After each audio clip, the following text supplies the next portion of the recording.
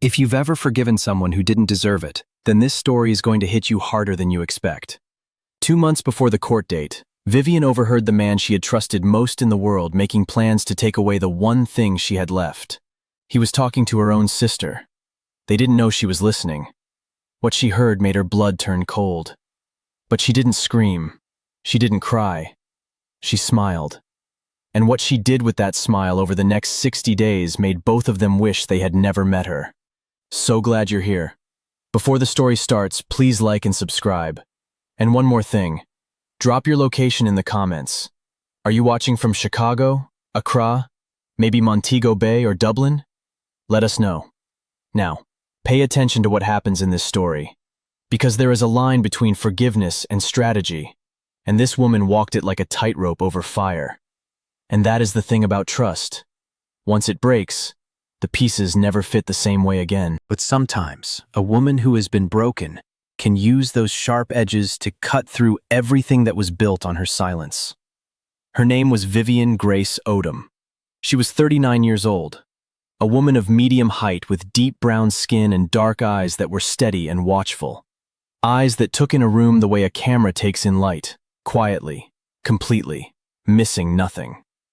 She had high cheekbones and full lips, and a face that people described as serious, which she knew was just what people called a black woman who didn't smile on command. She smiled plenty, just not for anyone who hadn't earned it. Her hair was black and thick, pressed straight and cut to her shoulders, with a clean part on the left side that she maintained every morning with a rat-tail comb and 2 bobby pins.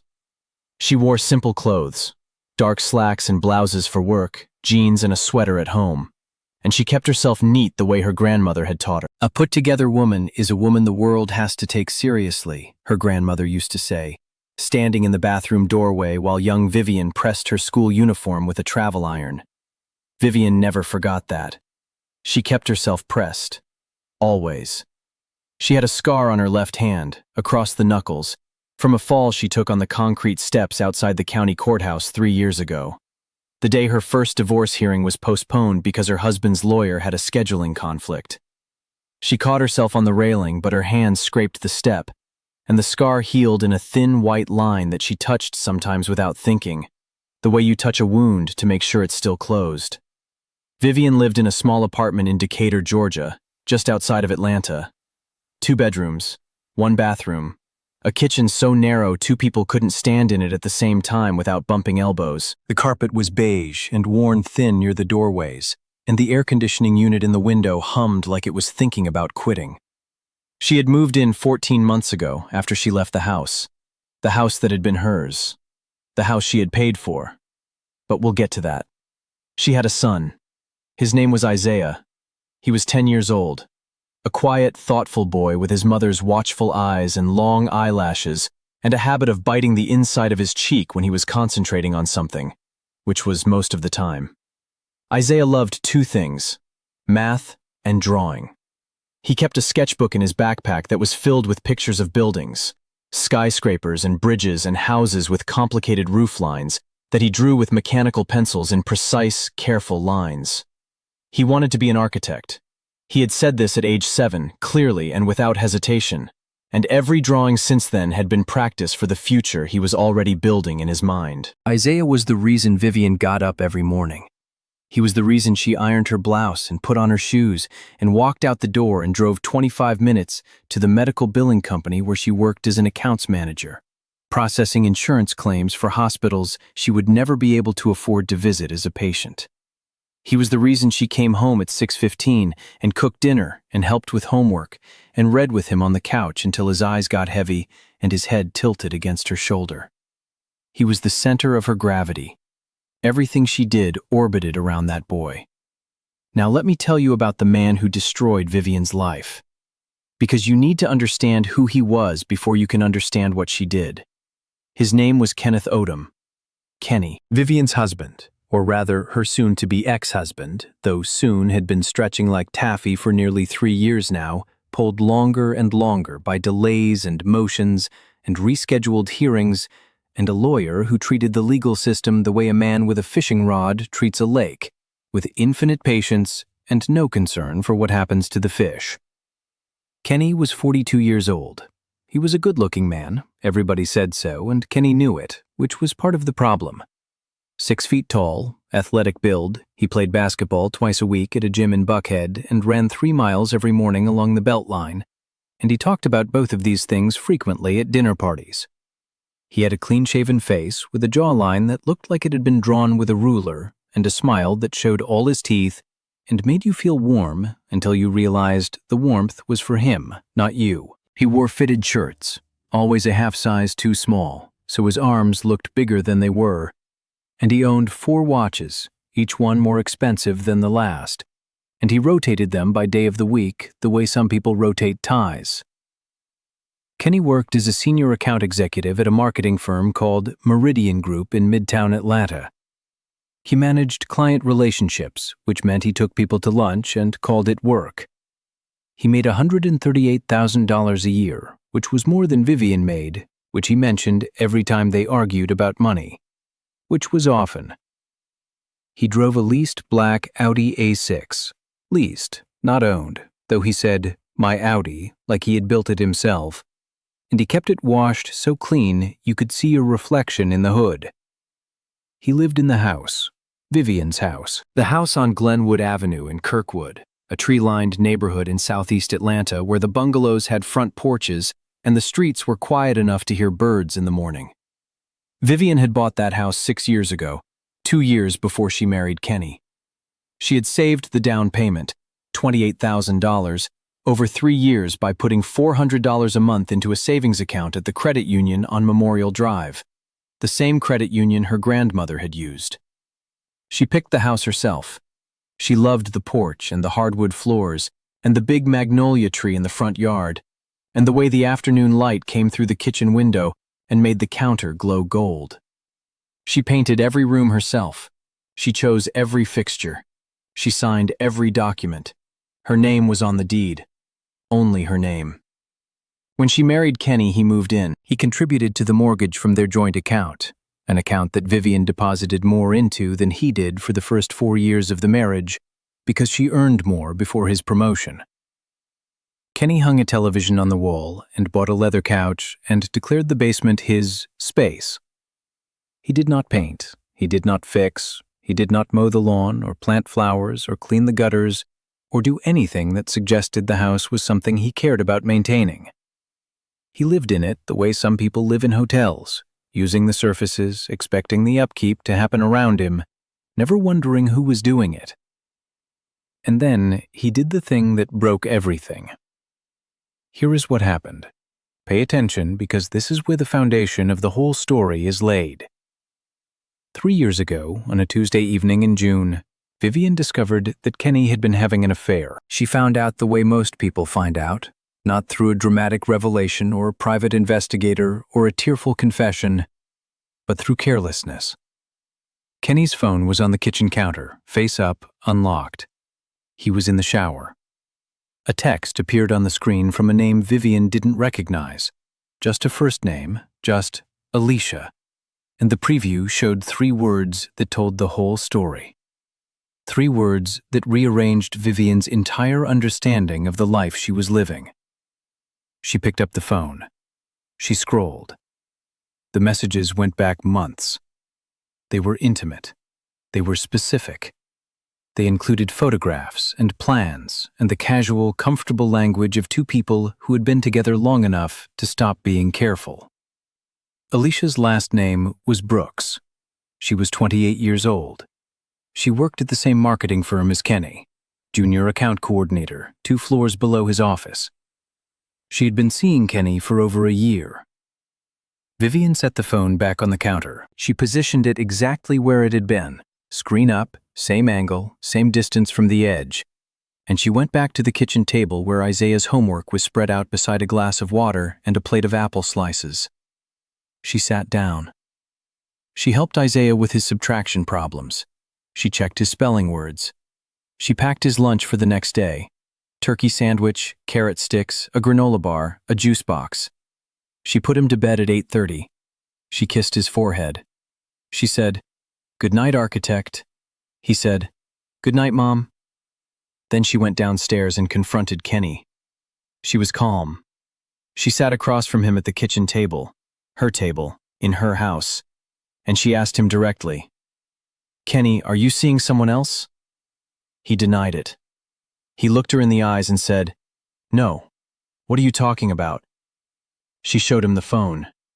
He denied it again. He said it was a joke. He said Alicia was just a friend. He said Vivian was reading into things. She showed him a second message, and a third, and a photograph that left no room for interpretation. Kenny stopped denying. He started attacking. His voice got louder. His face got harder. He called her paranoid. He called her controlling. He said she was suffocating him.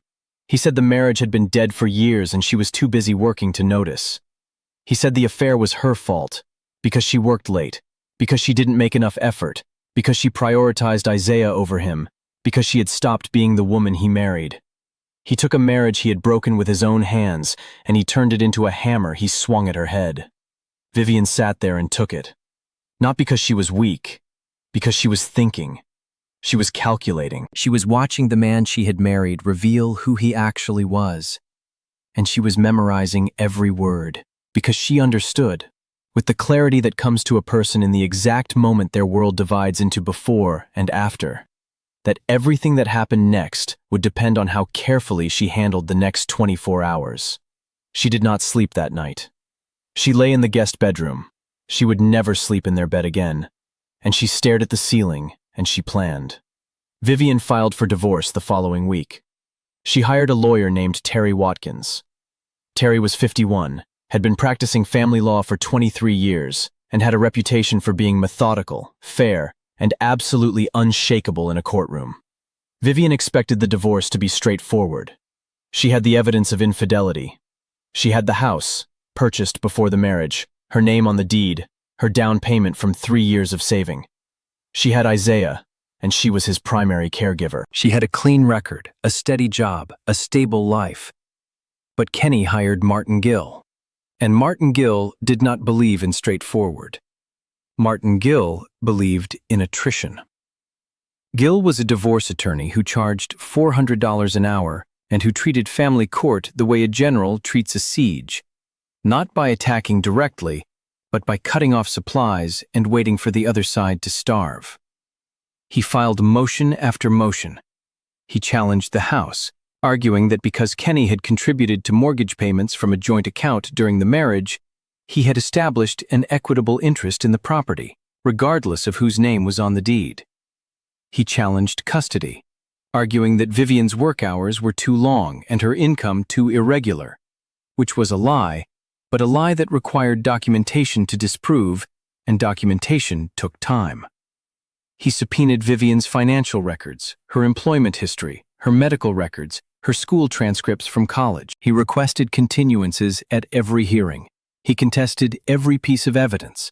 He buried Vivian in paper the way a snowstorm buries a road, slowly, steadily, until you can't see the path anymore. And while the legal machinery ground on, month after month, hearing after postponed hearing, Kenny did something worse. He got a temporary court order allowing him to remain in the house during the divorce proceedings. His lawyer argued that removing Kenny from the marital home would cause unnecessary disruption and potential harm to the family structure.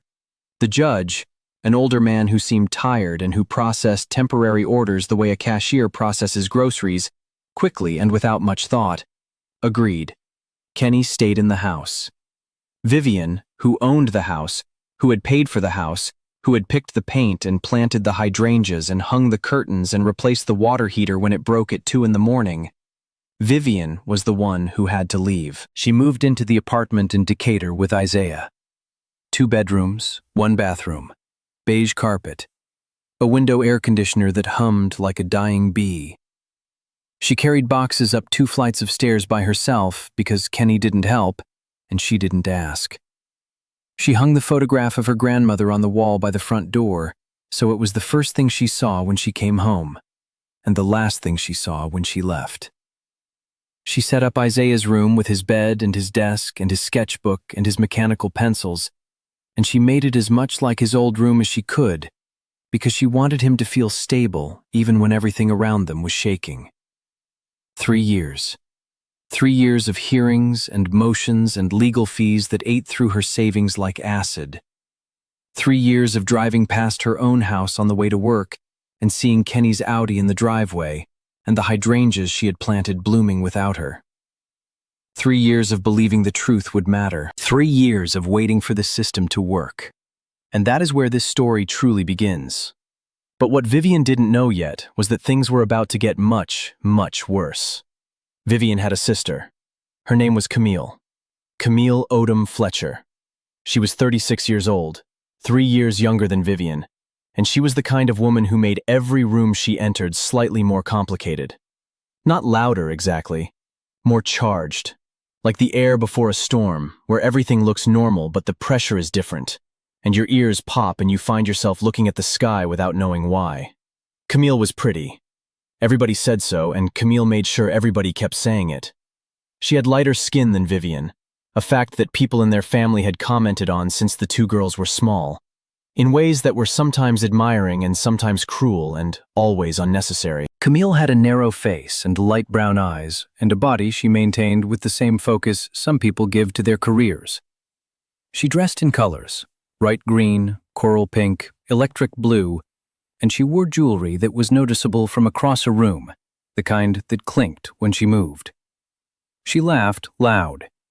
She entered conversations the way a car enters a highway, fast, without checking the lane, expecting everyone else to adjust. Camille posted constantly on social media. Her phone was an extension of her hand. Photographs of her nails, always fresh, always elaborate. Photographs of her food, always at restaurants she couldn't afford on her own salary. Photographs of her face at different angles with different filters, each one captioned with something that sounded deep but wasn't. Glowing from the inside out, or the best revenge is a good life, or some people don't deserve my energy. Vivian noticed the captions had gotten more pointed in recent months. She noticed a lot of things. Camille worked as a leasing agent at an apartment complex in Buckhead. She made $42,000 a year. She spent approximately $50,000. The difference lived on 3 credit cards that she rotated like plates on sticks, paying the minimum on one, transferring the balance to another, opening a third when the first 2 got too heavy. It was a system that worked until it didn't, and the didn't was always one missed payment away. She had married a man named Darren Fletcher 2 years ago. Darren managed a gym in Sandy Springs. He was 34, muscular, quiet in the way that suggested he had learned that saying less meant losing fewer arguments. Vivian had met Darren 4 times and remembered almost nothing about him except that he shook hands weakly and always seemed to be calculating how soon he could leave without appearing rude. Vivian loved Camille. She had always loved Camille. When they were girls, Vivian had braided Camille's hair every Sunday night. She had walked Camille to school every morning until Camille was old enough to walk alone. And then she walked her anyway because the route went past a house with a loose dog, and Vivian didn't want her sister to be afraid. She had lent Camille money 7 times in the past 5 years, 800 here, 400 there, and had been repaid exactly twice. But Vivian had never fully trusted Camille. And that distinction, the distance between loving someone and trusting them, is one of the most important things a person can learn in this life. You can love someone and still keep your hand on your wallet. You can love someone and still lock the door at night.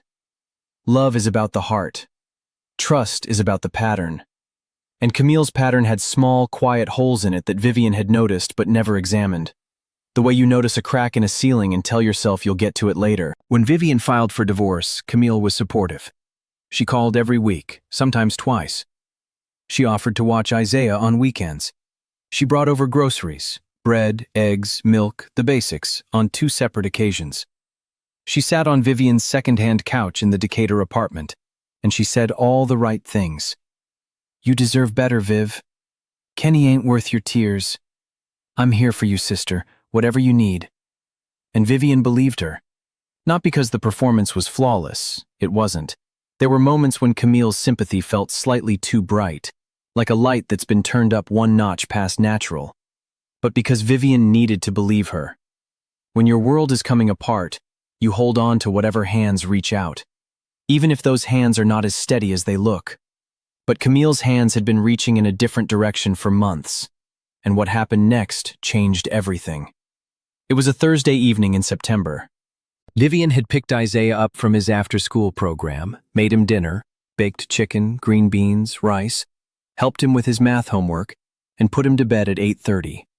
She kissed his forehead and said, "Good night, architect," which was their ritual, and he said, "Good night, Mom," and closed his eyes. Vivian sat on the couch with her laptop open. She was reviewing documents for the divorce. The final hearing was scheduled for November 15th, 2 months away. Terry Watkins, her lawyer, had told her they needed to be prepared for anything. Martin Gill had been quiet for the past few weeks, which meant he was planning something. Vivian's phone buzzed. A text from Camille. "Hey sis, I left my charger at your place last week. Can I swing by tomorrow to grab it?" Vivian typed back, "Sure, I'll be home after 6. Then something made her pause. Camille had not been to her apartment last week. Vivian remembered every visit because visits were rare. Camille had only been to the Decatur apartment 3 times in 14 months, and she had not left a charger. Vivian was certain of this because she had cleaned the apartment thoroughly on Sunday, the way she did every Sunday, and she had not found a charger that wasn't hers. It was a small thing, a tiny inconsistency, a crack in the surface of a sentence that most people would step over without looking down. But Vivian had spent 3 years learning to read the spaces between words, because Martin Gill had taught her, painfully, expensively, that what people don't say is more dangerous than what they do. Vivian set her phone down. She thought about it. And then she did something she had never done before. She picked up her phone, opened Camille's social media, and scrolled. She wasn't looking for anything specific. She was looking for something that didn't fit. She found it in 6 minutes. A photograph, posted 3 days ago. Camille at a restaurant, sitting across from someone at a table with 2 glasses of wine. The caption said, "Business dinner vibes." The restaurant was visible in the background, a place Vivian recognized, a place in Midtown, a place Kenny had taken her once, years ago, for their anniversary. The person across from Camille was cut out of the frame. You could see a hand, a man's hand holding a wine glass, and the edge of a sleeve, a fitted sleeve. Vivian knew that sleeve. She knew that watch on the wrist. She had bought that watch. It was Kenny. Vivian's body went cold, then hot, then still. She stared at the photograph for a long time, her thumb pressed against the scar on her left hand hard until the skin turned white. Her sister and her husband, at a restaurant, 3 days ago, while Vivian was at home reviewing divorce documents and putting her son to bed. But Vivian did not react. She did not call Camille. She did not call Kenny. She did not throw her phone across the room or scream into a pillow or wake up Isaiah. She closed the app. She closed the laptop. She sat in the silence of her small apartment with the humming air conditioner and the worn beige carpet, and she breathed. In and out. In and out. Until her heartbeat slowed, and her hands stopped shaking, and her mind became very, very clear. And then, Vivian started listening. Now here is where both rivers came rushing at her. Over the next 2 weeks, Vivian paid attention to everything. She watched Camille's social media with the precision of an accountant reading a balance sheet. She noticed patterns. Camille had been posting more frequently from locations in Midtown, Kenny's part of town. She had been posting photographs of expensive meals and new clothes that didn't match a $42,000 salary. She had posted a picture of her nails, fresh acrylics, elaborate, expensive, with the caption, "Treat yourself," and a location tag for a nail salon on Peachtree Street that charged $90 for a full set. Vivian also noticed that Camille's calls had gotten shorter. The weekly check-ins that used to last 30 minutes had shrunk to 10. The questions had changed. Camille used to ask, "How are you holding up?" Now she asked, "How's the divorce going?" And, "Has your lawyer said anything about the house?" The house. Camille kept asking about the house. And then the listening paid off. It was a Saturday afternoon. Isaiah was at a friend's birthday party. Vivian drove to Kenny's house, her house, to drop off a box of Isaiah's winter clothes. Kenny's car wasn't in the driveway. She still had a key, technically it was still her property, but she didn't go inside. She set the box on the porch. As she was walking back to her car, she heard voices coming from the backyard. The fence gate was slightly open. She stopped. She recognized both voices immediately. Kenny and Camille, in the backyard of her house, together. Vivian stood on the side of the house, next to the hydrangeas she had planted 4 years ago, and she listened. Kenny was talking. His voice was low but clear. Gil says we need to push for full equity on the house. If we can establish that I contributed significantly to the property's value during the marriage, the kitchen renovation, the fence, the landscaping, we can argue for at least 60%. Camille's voice. And then what? You sell? We sell. I take my share, you take your cut for the referral and the support. And Vivian gets whatever's left, which won't be much after Gil's fees. Camille laughed. A laugh Vivian had heard 1,000 times. Her sister's laugh. In her backyard. About her house. What about Isaiah? Camille asked. Joint custody. Gil's going to argue that my home is more stable. I've got the house, the income, the space. Vivian's in a 2-bedroom apartment. If I get primary, I can control the schedule. She sees him every other weekend. Vivian's knees nearly buckled. Every other weekend. With her own son. The boy she had raised. The boy she kissed goodnight every night. The boy who called her mom and showed her his drawings and fell asleep against her shoulder. Every other weekend. She pressed her back against the side of the house. She pressed her hand over her mouth. She did not make a sound. She stood there until her legs stopped trembling. Then she walked to her car, got in, closed the door, and drove to the parking lot of a grocery store 2 miles away. She parked. She turned off the engine. She sat there for 45 minutes. Then she called Terry Watkins. Terry, I need to see you Monday morning, early, before work. What happened? Everything just became clear. But what Vivian did next was something nobody expected. She didn't attack. She didn't confront. She didn't file an emergency motion, or send an angry email, or post Camille's betrayal on social media for the world to see. She did something far more devastating. She forgave them. Or rather, she performed forgiveness so perfectly that neither Kenny nor Camille could see the steel underneath. The following Sunday, Vivian called Camille. She made her voice warm, easy, the voice of a woman who suspects nothing. Hey, Mila, I've been thinking. This divorce has been so hard on me. I feel like I've been pushing everyone away. Can we have dinner this week? Just us, like we used to. Camille said yes immediately. Too immediately. The way a guilty person says yes because saying no would raise questions. They had dinner on Wednesday. A small restaurant in Decatur. Vivian talked about Isaiah, about work, about how tired she was of fighting Kenny. She said, I think I'm just going to accept whatever the court decides. I'm tired of it. If Kenny wants the house that badly, maybe I should just let him have it. Camille's eyes lit up. Just for a second. Just a flash. But Vivian saw it the way she saw everything. Completely, quietly, without blinking. I think that's really mature, Viv, Camille said. Sometimes you have to let go to move forward. You're right, Vivian said. She smiled. I'm lucky to have you. Camille smiled back. And in that moment, 2 sisters sat across a table from each other, one of them lying and the other one letting her. And that single decision set off a chain of events nobody could stop. Meanwhile, Vivian was building her case like a wall, brick by brick, document by document, each piece placed with the precision of a woman who had spent 3 years watching a man named Martin Gill use precision as a weapon, and had decided to learn the craft herself.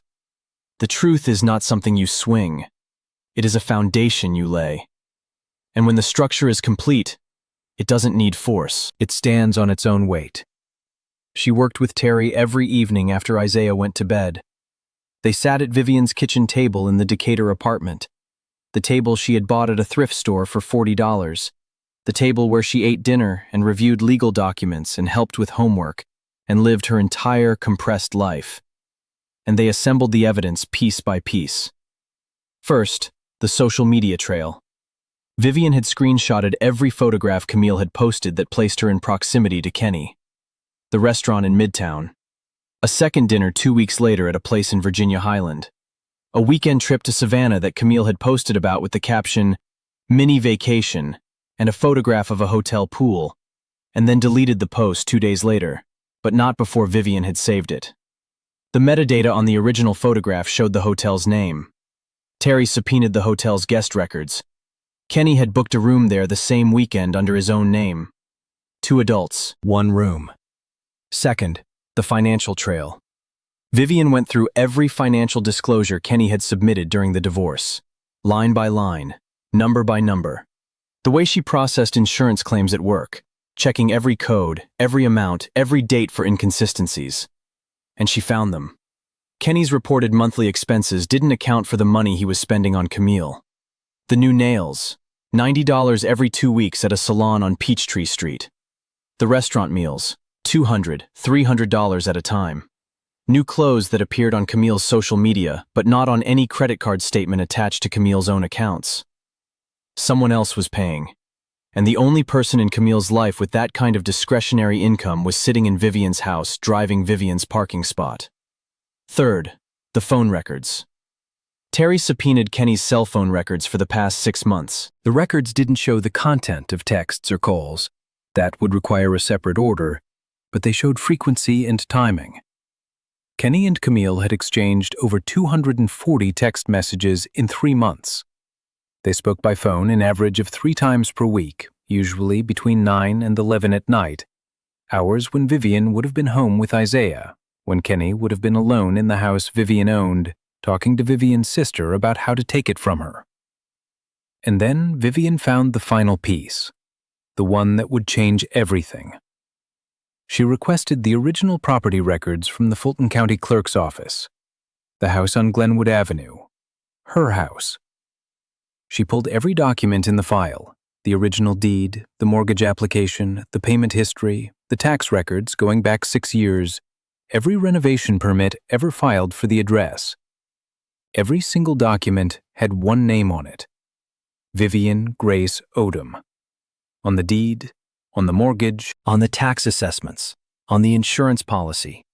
Kenny's name appeared nowhere. Not once. Not on a single page. The mortgage payments during the marriage had come from their joint checking account. That was true, and that was the thread Martin Gill had been pulling for 3 years. But Vivian had been the primary depositor into that account for the first 4 years of the marriage. She had the bank statements to prove it. Her direct deposit was larger than Kenny's until his promotion in year 5. The down payment, $28,000, was entirely hers. She had the savings account records from the credit union on Memorial Drive. The account was opened 3 years before the marriage. Kenny's name was not on it. Had never been on it. The kitchen renovation that Kenny was claiming credit for? The renovation he was using to argue that he had contributed to the property's value. Vivian pulled the contractor's invoice from the file. It was addressed to Vivian Odom. She had signed the contract. She had paid the $3,000 deposit from her personal checking account, not the joint account. She had the canceled check. The fence around the backyard? Same story. Vivian's signature on the permit application. Vivian's check to the fence company. Kenny had not held a hammer, signed a form, or spent $1 on that fence. He had sat on the leather couch in the basement watching basketball while Vivian measured the posts and met with the contractor and wrote the check. Kenny had contributed nothing to that house except his presence. And his presence had cost Vivian everything she had. The final hearing arrived on November 15th, a Wednesday. Courtroom 6B on the 6th floor of the Fulton County Superior Court building. The room had tall windows that let in gray November light and wood-paneled walls that smelled like lemon polish and the accumulated weight of 10,000 arguments that had happened in this room before this one. The chairs were hard. The air was still. The court reporter sat at her machine like a pianist waiting for the music to begin. Kenny arrived with Martin Gill. They sat on the left side of the courtroom. Kenny wore a charcoal suit, new from the look of it, and a dark blue tie and the watch he rotated into on Wednesdays. His shoes were shined to a mirror finish. He sat with his legs crossed and his hands folded on his knee, and he looked calm, confident. A man who had spent $400 an hour for 3 years and believed every penny had been well invested. Vivian arrived with Terry. They sat on the right. Vivian wore a dark navy blouse buttoned to the collar and black slacks pressed with a crease sharp enough to cut paper. No jewelry except a thin pair of gold studs her grandmother had given her for her high school graduation. Small enough to be invisible, meaningful enough to be armor. She placed her hands in her lap. She pressed her thumb against the scar on her left knuckle. She breathed. She waited. Martin Gill presented first. He spoke for 22 minutes. He laid out Kenny's case with the polished fluency of a man who had been rehearsing this argument for 3 years and charging by the hour for the privilege. The equitable claim to the house. The argument for primary custody based on Kenny's income, his stable home environment, and his greater capacity to provide. The financial disclosures that painted Kenny as the higher earner, the more established parent, the more capable provider. It was smooth and expensive and designed to overwhelm. Then Terry stood up. Terry Watkins was not smooth. She was not flashy. She did not perform. She was the kind of lawyer who spoke the way carpenters build, measuring twice, cutting once, placing each piece exactly where it needed to go. She laid documents on the table, the way you lay bricks in a straight line, one at a time, level, plumb, each one supporting the one that came after. The deed. Vivian's name. Only Vivian's name. The mortgage records. Vivian as primary depositor for years 1 through 4. The down payment documentation. $28,000 from an account that had existed 3 years before Kenny entered Vivian's life. The contractor's invoice for the kitchen renovation. Vivian's signature. Vivian's check. The fence company receipt. Vivian's signature. Vivian's check. Kenny's documented contribution to the property's value, after 3 years of Martin Gill's arguments. 0. Not a dollar. Not a signature. Not a nail. Gill tried to object. The judge, a woman this time, Judge Patricia Hammond, who had replaced the tired older man after he retired, let Terry continue. Then Terry presented the evidence of Kenny and Camille's coordination, the social media photographs, the hotel records from Savannah, the phone records showing 240 communications in 3 months, the financial patterns showing Kenny paying for Camille's lifestyle while simultaneously claiming in court filings that his expenses were too high to afford increased child support. She didn't call it an affair. The word was never used. She called it what the evidence showed it to be. A coordinated effort between the respondent and the petitioner's own sister to manipulate the proceedings, undervalue the marital property, and deprive Vivian of assets she had purchased, maintained, and improved entirely with her own resources. The courtroom was quiet in the way a room gets quiet when people realize they are witnessing something they will remember. Kenny's composure cracked. Not dramatically. A muscle in his jaw jumped. His hands uncrossed. His right foot began tapping against the floor in a small, rapid rhythm he couldn't control. Terry placed one final document on the table. A transcript of a recording. Vivian had recorded the conversation in the backyard. The conversation where Kenny said, "We sell," and "she sees him every other weekend." Georgia is a one-party consent state. Vivian was present on her own property. The recording was legal, and it was devastating. The judge listened to the recording on a speaker in the courtroom. Kenny's voice filled the room, clear and damning. The plan to sell the house, the cut for Camille, the strategy to reduce Vivian to every other weekend with her own son. Judge Hammond looked at Kenny over the top of her reading glasses. "Mr. Odom," she said, "is that your voice on this recording?" Kenny looked at Gill. Gill stared at his yellow legal pad with the intensity of a man trying to disappear into paper. Kenny looked back at the judge. He opened his mouth. He closed it. He said nothing. Because there was nothing to say. His own voice had said everything. The ruling came the same day. Judge Hammond did not need 2 weeks. She did not take a recess. She ruled from the bench, clearly, methodically, the way Terry presented evidence. One finding at a time, each one building on the last. Vivian received full ownership of the house on Glenwood Avenue. The equitable claim was denied in its entirety. She received primary physical custody of Isaiah, with Kenny granted standard visitation, every other weekend and alternating holidays. The irony of that phrase, every other weekend, landed on Kenny's face like a door closing. He had planned to limit Vivian to every other weekend. The judge gave that schedule to him instead. Kenny was ordered to pay retroactive child support for the 3-year period of the proceedings and to pay Vivian's legal fees in full. Every motion, every continuance, every hour Terry had billed while Martin Gill played his game of attrition. Kenny stood up from the table. His charcoal suit looked rumpled now, like it had shrunk during the hearing. He walked out of the courtroom without looking at Vivian.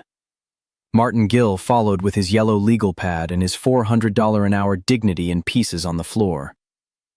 Vivian stood on the courthouse steps in the November sunshine, the same steps where she had fallen 3 years ago and scarred her hand. She looked at the scar, the thin white line across her knuckles. It was still there. It would always be there. But it was closed, healed. Part of her now, not something happening to her. She called Isaiah. He was at his friend's house after school. "Hey, architect." "Hey, Mom. How was your thing today?" "My thing went well, baby. Really well. I'll tell you about it when I pick you up." "Okay. Mom?" "Yeah? Can we have baked chicken tonight?" Vivian laughed. A real laugh. The kind that starts deep in your chest and rises up through your throat and fills your mouth with warmth. "Yes, baby. We can have baked chicken." Now let me tell you what happened after, because this is the part that makes everything worth it. Vivian moved back into the house on Glenwood Avenue the following week. She and Isaiah drove over on a Saturday morning.